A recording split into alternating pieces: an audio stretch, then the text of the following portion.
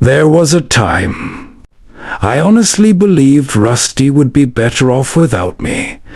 I never thought those words would cross my mind, but they did, and looking back, I'm glad I never acted on them. My name's Arthur. A year ago, life was finally starting to settle down. I had a small apartment, a part-time job, enough money to keep the lights on, nothing fancy. After sleeping on a park bench, it felt like a palace. Rusty had been with me through the worst days of my life. Now he had a warm place to sleep, a full food bowl, and a window he could stare out of for hours. I thought we'd made it. Then everything started falling apart again.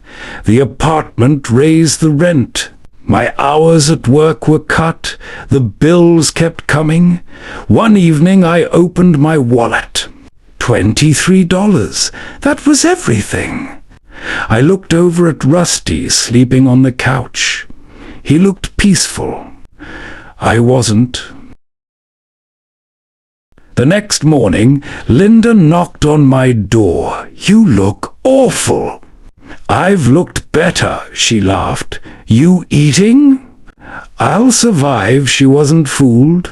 She noticed the unopened bills on the table. Then she looked at Rusty.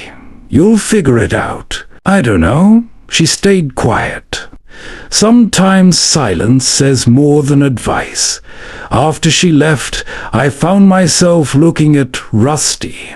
"You deserve someone who can actually take care of you." He opened one eye, then went back to sleep.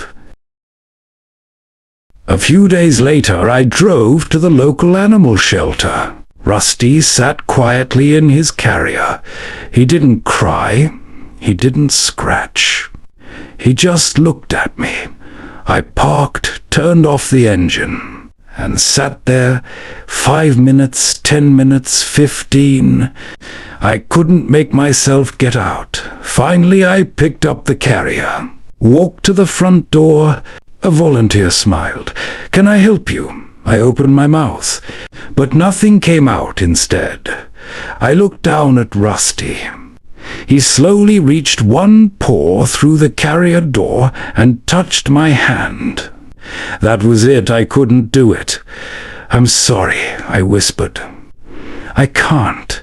I turned around, walked back to my truck, and drove home. That evening there was a knock at my door. It was my neighbor Linda. I made too much soup. She handed me a container. I smiled. "You always make too much, I know." She looked inside. "Everything okay?" I nodded, then shook my head. "I almost gave Rusty away today." She didn't say anything for a moment. Finally she asked, "Why?" "I thought he'd have a better life." She smiled gently.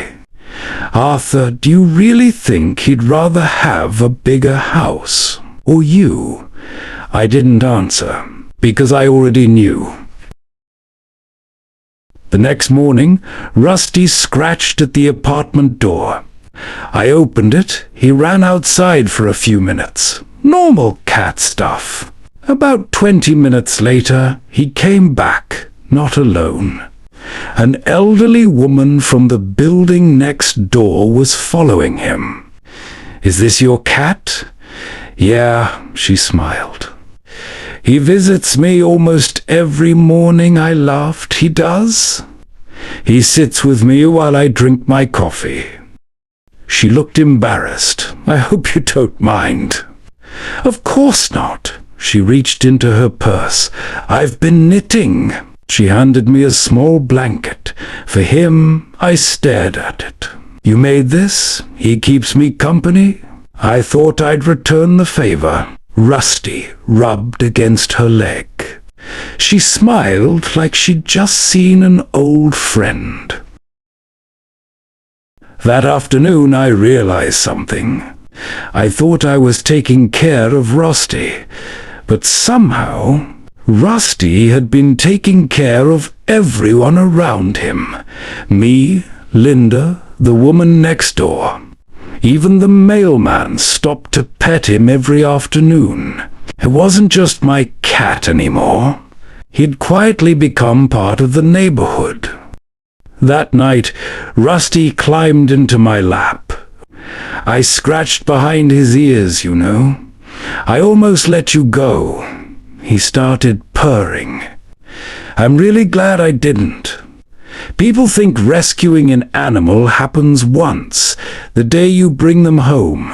I don't believe that anymore. Sometimes they keep rescuing you, over and over again, without ever asking for anything in return. So if your cat is sleeping beside you tonight, give them an extra scratch behind the ears.